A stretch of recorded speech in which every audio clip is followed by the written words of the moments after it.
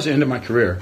So, like with legs, you know, my training partner was Rico who's one of my best friends in the world, and then Chris Premier was one of my fierce competitors that we competed against. We always did 20s on legs. And we got to the point where, I mean, even putting, you know, 25, 30 plates on there, we could still move it 20 times.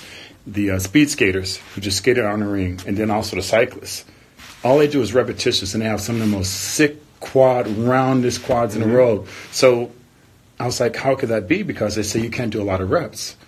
And you look at those guys, and their legs are just full and round and meaty. I'm like, so, okay, you can't train a muscle that much because it won't grow.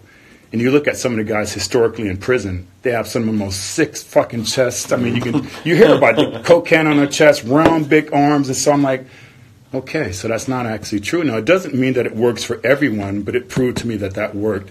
And I just started utilizing that towards the end of my career with just 20s with everything. And then, you know, that's what I do now with all my athletes, and even when I got ready for the Olympia. But one of the biggest things is you're out of breath. And, you know, they came up, it's interesting because now people come up with these catchy words of shit that we've been doing for like 20, 30 years. And great for them, but it's like kind of like a marketing bullshit thing. FST7. Yeah. And now I understand, you know, they have this another catchphrase that is, what is it? HIIT interval training. Mm-hmm. So it's the same thing basically, but using bodybuilding. So you lose a certain amount of resistance.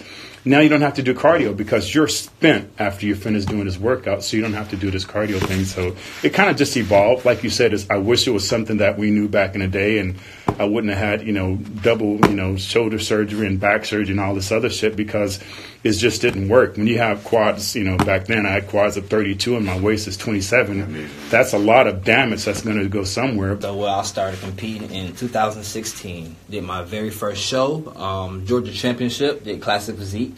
Got first place. 23. Okay. Oh, tell them how old you were when you started bodybuilding. I just turned. I was like in the middle of 21 years old, so it's been about a year and a half so far.